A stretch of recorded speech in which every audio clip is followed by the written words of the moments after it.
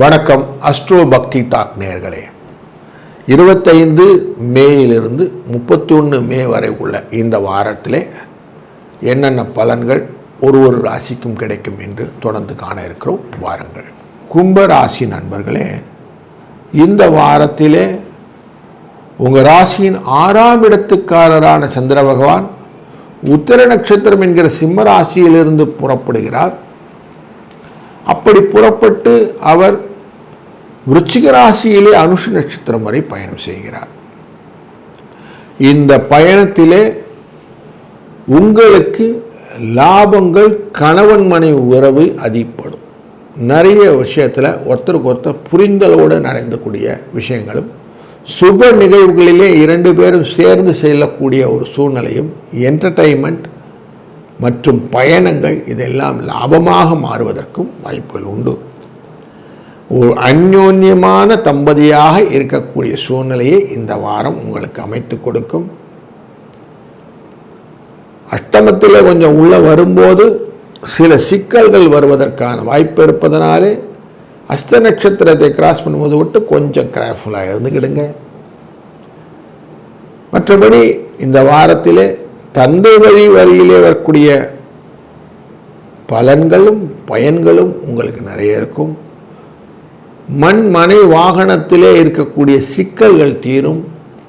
பூர்வீக சொத்துக்களிலே சில வில்லங்கங்கள் உங்களுக்கு தீர்ந்து நல்லபடியாக உங்கள் பக்கம் பைசலாகும். குழந்தைகள் வழியிலே அவர்களுடைய முன்னேற்றத்தை பார்ப்பதிலே சந்தோஷத்தை பெறப்போகிற ஒரு சூழ்நிலையும் உண்டு. நிலையான ஒரு வருமானத்திற்கு ஏற்பாடுகள் செய்யக்கூடிய சூழ்நிலையும் இந்த வாரத்தில் கிடைக்கும். வேலையிலே முன்னேற்றம், தொடர்ந்து தொழிலிலே நல்ல அபிவிருத்தியான ஒரு சூழ்நிலை, வெற்றிக்கு இலக்கை எளிதாக பிடிப்பதற்கான வாய்ப்புகள் என்று உங்களுக்கு எளிமையான விஷயங்கள் பலதும் கண்ணுக்கு புலப்படும். லாபங்கள் அதிகப்படுத்தக்கூடிய வகையிலே வியாபார யுக்திகள் உங்களுக்கு வெளிப்படக்கூடிய நல்ல வாரம் இது. பெண்களால் அனுகூலமும் ஆண்களால் அனுகூலமும் இருபாலினக்கூடிய விஷயங்களிலே நல்ல ஒரு பரிவர்த்தனையாக இருக்கக்கூடிய சூழ்நிலையும் உண்டு. பல பொருட்களை வீட்டுக்கு நல்லபடியாக வாங்கக்கூடிய சூழ்நிலையும், அதிலே மன மகிழ்ச்சி பெறுவதற்கான வாய்ப்புகளும் உண்டு. பயணங்கள் கம்ஃபர்ட்டாக இருக்கும். சந்தோஷத்தின் நிறைவாக இந்த வாரம் அமைய இருக்கிறது. எல்லாம் திருப்தியாக இருக்குது சார், சந்தோஷமாக இருக்கேன், நல்லா இருக்கேன் அப்படிங்கிற வார்த்தை சொல்ல வைக்கும் இந்த வாரம். 4, 7 என்ற அதிர்ஷ்ட எண் பயன்படுத்தி கொள்ளுங்கள். கூடுதலான சிக்கல்கள் வரும்போது இந்த எண்கள் உங்களுக்கு உபயோகமாக இருக்கும். மீன ராசி நண்பர்களே, உங்கள் ராசியின் 5ஆம் இடத்துக்காரரான சந்திர பகவான் 6ஆம் இடம் என்கிற எதிரிஸ்தானத்திலே சிம்ம ராசியிலே உத்திர நட்சத்திரத்திலே பயணத்தை ஆரம்பித்து படிப்படியாக அவர் உங்கள் ராசியினுடைய விருச்சிக ராசிக்குள்ளர வந்து அனுஷ நட்சத்திரத்தை இந்த வாரத்தை முடுக்கி இருக்கிறார். அப்படி அவர் பூர்வ புண்ணியஸ்தானத்திலே வந்து முடிக்கும்போது என்னென்ன பலன்கள் உண்டுன்னு பார்க்க போகிறோம்.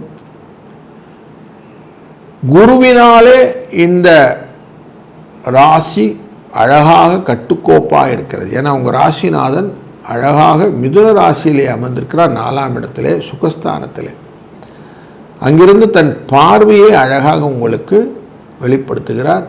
அஷ்டமத்தை பார்க்கிறார், துலா ராசியை, உங்கள் ராசியினுடைய தொழில் ஸ்தானத்தை பார்க்கிறார், போட்டும் உங்களுடைய ராசியின் விரயஸ்தானத்தை பார்க்கிறார். அதுபோல் உங்கள் ராசிக்குள்ள சனி பகவான் இருக்கிறார். அவர் உங்கள் ராசியின் 3ஆம் இடமான முயற்சி ஸ்தானத்தை பார்ப்பதும், உங்கள் ராசியின் கலத்திரஸ்தானத்தை பார்ப்பதும், உங்கள் ராசியினுடைய தொழில் ஸ்தானத்தை பார்ப்பதும் கூடுதல் சிறப்பு. இதுக்கு நடுவில் செவ்வாய் 2ஆம் இடத்திலே ஆட்சி பெற்றிருக்கிறார், குடும்ப தன வாக்குஸ்தானத்திலே. அங்கு இருந்து அஷ்டமஸ்தானத்தை பார்க்கிறார். அதுபோல 9ஆம் இடமான விருச்சிக ராசியை பார்க்கிறார். இங்கே எல்லாமே சந்திர பகவான் உள்ள வரப்போறார். இந்த சந்திரனுடைய போக்கினாலே நல்ல முன்னேற்றங்கள் சுய தொழில்கள் செய்பவர்களுக்கு வளர்ச்சி, உங்களுடைய புதிய உக்திகளினாலே வரக்கூடிய லாபங்கள், ஃப்ரெண்ட்ஸுக்குள்ளே இருந்த பிணக்கங்கள் தீர்ந்து ஒரு அண்டர்ஸ்டாண்டிங் நல்ல லெவலில் வந்து புதிய ஐடியாஸை க்ரியேட் பண்ணக்கூடிய ஆப்பர்ச்சுனிட்டி. ரொம்ப நாளாக எதிர்பார்த்துக்கிட்டு இருந்தோம், செய்ய முடியலையேன்னு காரியங்கள்லாம் இப்போ ஈஸியாக செய்யக்கூடிய ஆப்பர்ச்சுனிட்டி. இப்படி எல்லா விதத்திலும் ஒரு கூட்டு கலவையாக இந்த வாரம் உங்களுக்கு உதவி செய்ய இருக்கிறது. 4ஆம் இடம் என்கிற மாத்ருஸ்தானத்திலிருந்து இந்த குருவின் பார்வை இருப்பதனாலே தாயின் அனுகிரகமும், 3ஆம் இடமான முயற்சி ஸ்தானத்திலே சூரியன் அமர்ந்து பார்ப்பதனாலே தந்தையின் அனுகிரகமும் ஒருங்கி அமைந்து இந்த வாரம் உங்களுக்கு பல நன்மைகளை தர இருக்கிறது.